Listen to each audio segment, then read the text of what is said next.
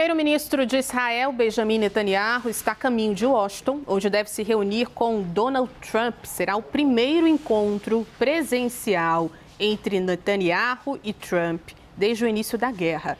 O Irã, o Líbano e o esforço para expandir os acordos de Abraão, que são aqueles tratados de paz entre Israel e países árabes mediados pelos Estados Unidos, vão estar nessa pauta.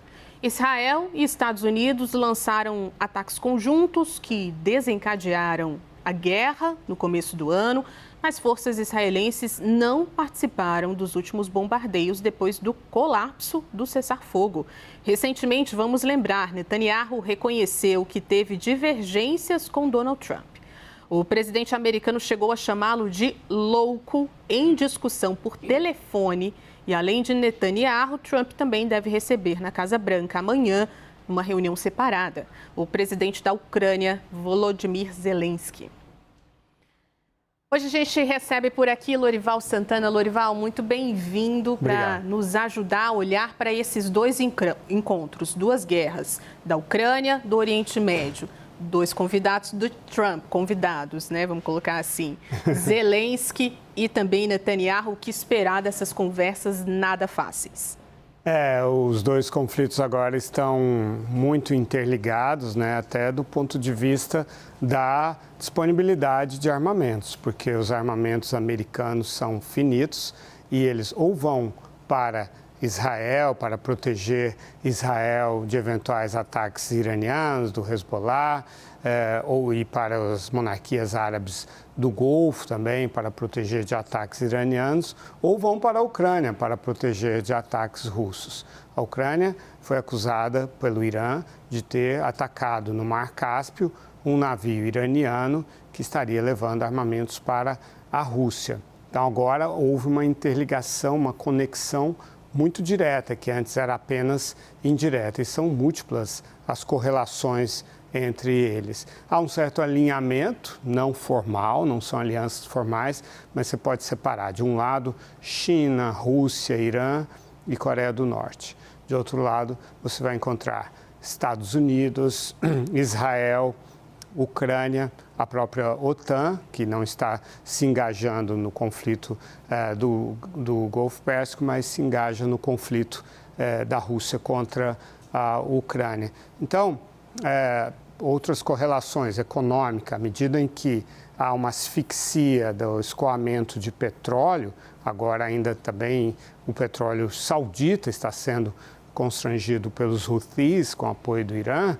A Rússia ganha com isso, o petróleo fica mais caro, bateu em $100. A Rússia é um grande exportador de petróleo e usa esses dólares para atacar a Ucrânia. De outro lado, essa pressão econômica é uma pressão política também sobre os Estados Unidos, né, que tem, a gente viu aí a pressa do Donald Trump de acabar com esse conflito. Não, te dou 2 dias, 3 dias e tal, porque ele está se aproximando das eleições que você mencionou, eleições de meio de mandato no dia 3 de novembro, e essa guerra é profundamente impopular. Então, há aí uma série de correlações dessas questões. A Ucrânia ensinando o mundo a usar os drones, a usar defesa antiaérea em várias camadas, a enfrentar a guerra eletrônica, cibernética, tudo isso vindo da Rússia, que são expedientes que o Irã usa também. Então, a Ucrânia vendendo tecnologia e operacional, conhecimento operacional para as monarquias árabes do Golfo, até mesmo para os Estados Unidos, fornecendo isso para os Estados Unidos para fazer frente ao Irã. Afinal, os drones que atacaram a Ucrânia desde o início desse conflito lá em 2022 são os mesmos drones Shahed iranianos que são usados pelo Irã contra as embarcações no Golfo Pérsico, contra forças americanas, contra Israel e, sobretudo, contra as monarquias árabes do Golfo.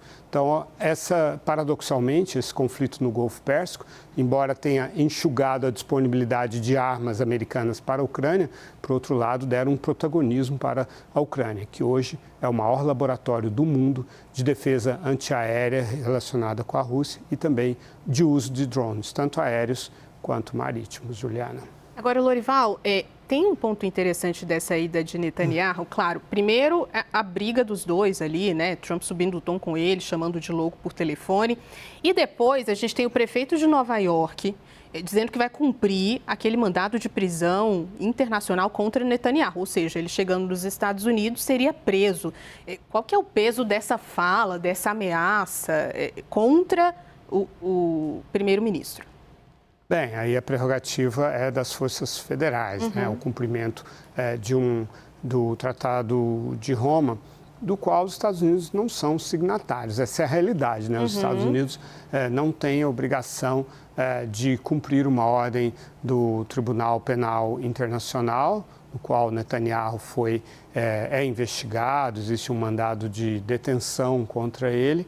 Mas o Donald Trump está, na verdade, querendo convencer outros países a sair do Tratado de Roma, porque considera isso uma violação da soberania, considera que Israel é um Estado de direito que poderia julgar o Netanyahu. Aliás, existem processos do Netanyahu contra a Corte Suprema e era por isso que ele estava tentando mudar as leis israelenses, reduzir a autonomia da Corte Suprema.